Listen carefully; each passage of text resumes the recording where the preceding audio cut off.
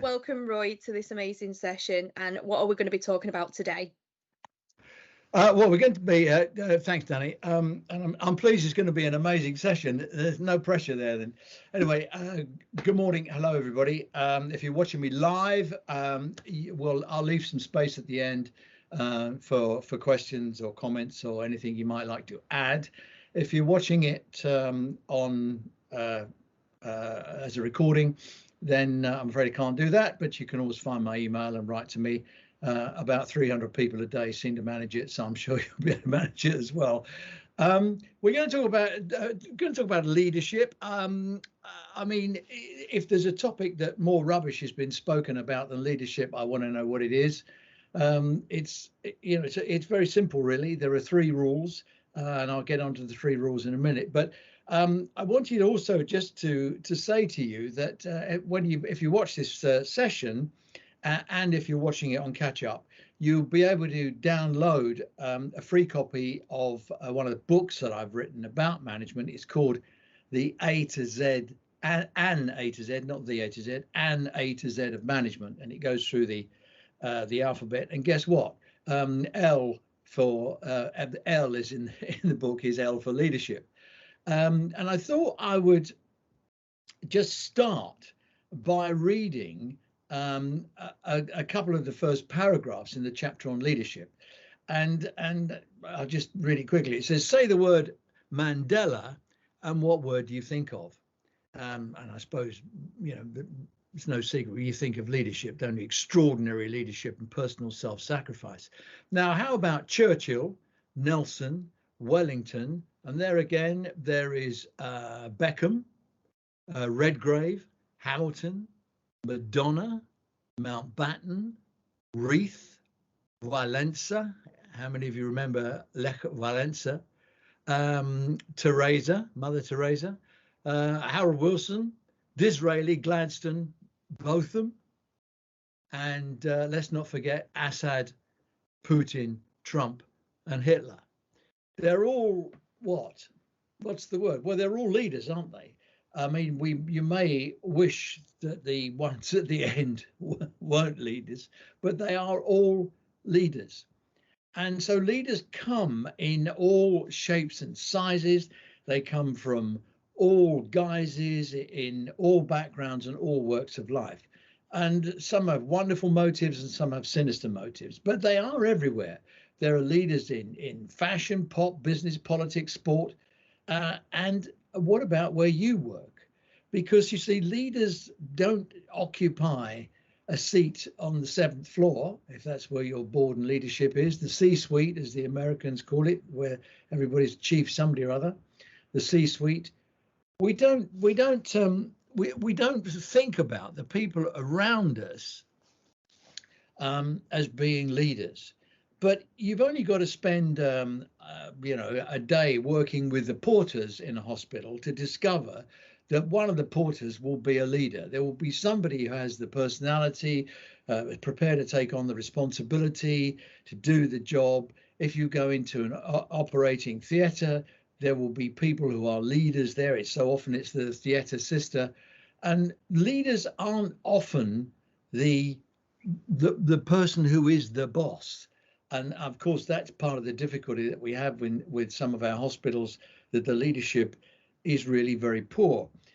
And I think a lot of people talk about the culture of leadership.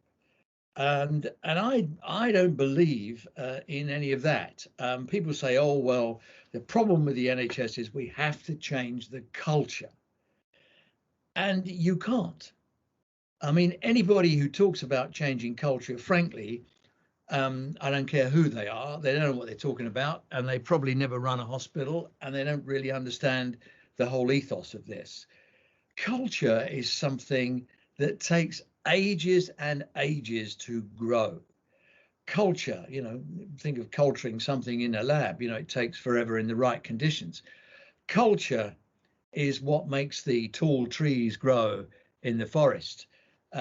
It's a long-term thing. What we can talk about is the environment within which we work. Changing culture is a long-term prospect.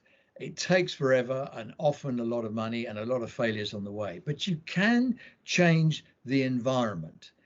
And if you look at the people around you who you work with, who you think of as leaders, they have some way or other of changing the environment about them.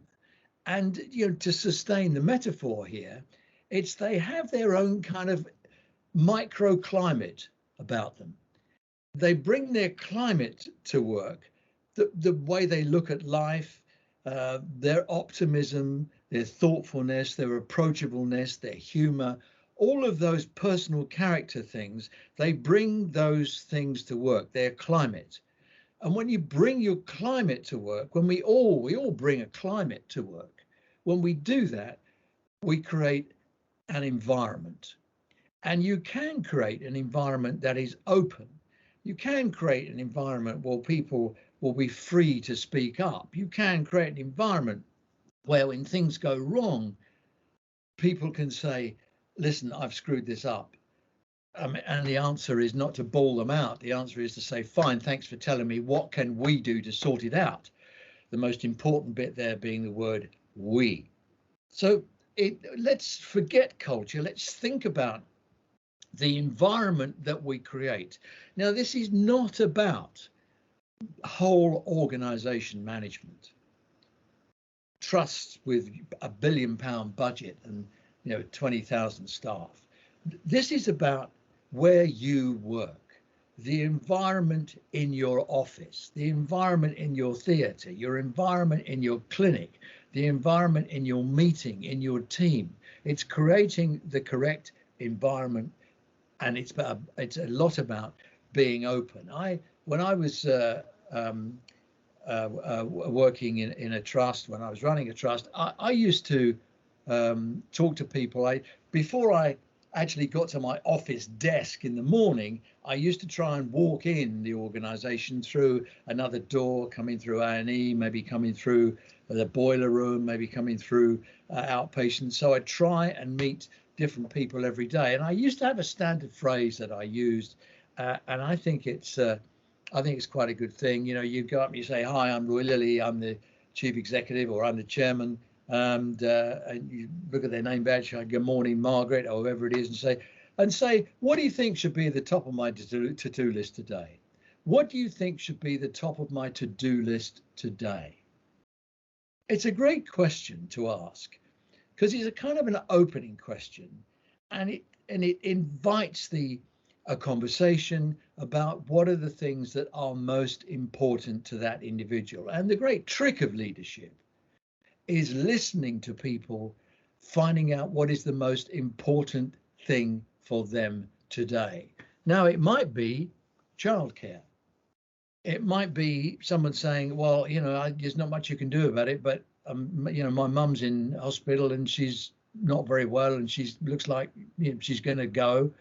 Or it might be, do you know what? And I tell you what happened to me once when I was on a ward. I said to the ward sister, what should be the top of my to-do list today? And she said, moving the drugs cupboard from that end of the ward to the nursing station.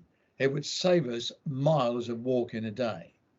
So a quick phone call to estates, and 10 quid later, we'd moved the drugs cupboard, put on a key lock on it, and for 20 quid, it was 10 quid. It was a kind of simple thing to do. So, I mean, part of the ethos of leadership is listening to people. And that's my first big point, I think. Leaders are visible. They have a vision and they share it often. Leaders are visible, have a vision, and share it often. That, above all, for me, describes leadership. It doesn't say the leader is in charge. It doesn't say the leader is running the organization. It doesn't say the leader is a boss or a director. Leaders are visible. That's you. Have a vision and share it often. We want this to be the best maternity service there is. We want this the best fracture clinic there is. Sharing that ethos so people know where they stand. People can't serve a leader if they don't know what the leader's vision is. So leaders are visible, have a vision, and share it often. Very important part of the whole leadership package. Now, of course, you can't do that. You can't share your vision if you're sitting on your backside behind a desk. And such a big part of leadership is getting out and being with the people that you are responsible for, people that you want to lead. That's why you see natural leaders occurring. You know, we talked about the porters in a hospital. You know, porters, gosh, they're the absolute lifeblood of a hospital. Nothing happens if the porters don't do their thing. And if you go and spend time with them, you'll see that there will be a natural leader that's evolved amongst their group, and that's because they're with each other all the time. It's not because the head porter sits behind a desk. The head porter gets out and pushes trolleys around the place just like everybody else. And so it's a very important part of leadership is to roll up your sleeves and be part of the organization. And there's a terrific book. If today's got a learning point, it is for you to go and get a book. It's written by Tom Peters, who is an American management guru, but he's not like the evangelical type that you see, are usually a waste of space. Tom Peters is a very good guy, and he talks about management by walking about. Management by walking about. And the book is called Pursuit of Excellence. It's been around a long time now, and if you can get it, you'll get it on Amazon, and you'll probably get it at a discount because he's written several books since. But I think that's the most important thing of all, really, is management by walking about. So it's creating the time and space, ring fencing time, really, in your diary, in your organization, to spend time with the people who are actually doing the job. And you know, another trick I used to say to people, what can we change for 50 quid? You know, because you can always find 50 quid in an organization. And often, and Terry talks very persuasively about this, she talks about the big things, the little things. And she's absolutely right. And quite often, you know, change in an organization is changing the little things, because the closer you get to a little thing, the bigger it is. It's a bit like the story of changing the drugs cabinet on the ward. It was only a little thing for me, but for the nurses that were using it all day, every day, God knows how many times a day, it was a damn nuisance to have to walk the full length of the ward to get at it. And so it was a little thing for me, but it was a huge, big thing for the people on the ward. So don't ignore the little things. So, you know, what should be the top of my to-do list today? Ring fencing time for a walkabout, and what can we change for 50 quid? I mean, that's fairly simple stuff. The next thing I want to talk to you about in terms of leadership is leaders create the time and space for good people to do great things. Leaders create the time and space for good people to do great things. I mean, we could talk for 2 hours about this, but fundamentally, the subtext of this is about trusting people. It's about saying that this is your job. If you've got a problem, come and talk to me. But it's down to you, and people, you know, good people rise to that, and good people do great things. And a lot of it, of course, is how you manage things that go wrong. In any organization, no matter how well run the organization is, things will go wrong. And you have to be sanguine about that, and you have to accept it. It's a measure of the organization how well and quickly things are put right, and we learn from them. I mean, if you think about it, there will be 1 million people who are looked after by the NHS today. I mean, I don't know, it's probably about, I don't know how many thousands it is in the last few minutes that I've been speaking. 1 million people will be looked after by the NHS today. There'll be emergencies, there'll be babies being delivered, there'll be people brought back from the brink of death, and there will be catastrophes as well. What we do know is that if you're going to do 1 million of anything, something will go wrong. You can't. People talk about zero defects. Jeremy Hunt has written a book about his time as Secretary of State for Health called Zero, and it was his quest for zero defects. You won't get zero defects. You can spend all the money in the NHS, and the last defect that you find will cost you twice what you've already spent. You can't do that. You can pursue excellence, and more important is the attitude to when things go wrong. So creating the time and space for good people to do great things is the first important. People have to feel confident in themselves. You have to make them feel confident and say, listen, I've got your back. Here's what we want to try and do. Let me know if there's a problem. And that's the important bit. Let me know if there is a problem. It's how you react when things go wrong. In the practical day-to-day of running an NHS hospital, running a department, running a ward, things will go wrong. Now, there's two ways you can deal with it. You can shout and bawl at the person who's made the error and say, you great pillock, what do you do that for? Or you could say, great, thanks for telling me. What have we got to do to fix it? What have we got to do to fix it? We being the operative word, you and me. If someone comes to you with a problem, say, great, thanks for telling me. What have we got to do to fix it? We, by using the word we, the subtext of that is you're sharing the responsibility for whatever has gone wrong. So the person doesn't feel exposed, and they don't have to hide half of what's gone wrong, because sometimes people will tell you a bit of what's gone wrong, but not all of it. So creating the time and space for good people to do great things. And an essential part of that is what goes wrong. And you can actually say to people, listen, this is a project, we've never done this before. Have a go at it. If it goes wrong, well, we'll fix it. But it's creating the confidence where you hire good people and give them the time and space to do great things.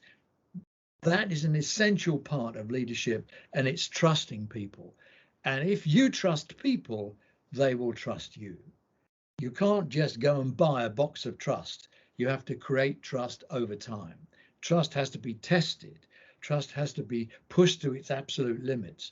And where people do spectacularly bad things wrong, we will never find out unless there is an atmosphere of trust. And we're going to see by the end of today Bill Kirkup's report into maternity services in a trust over in Kent.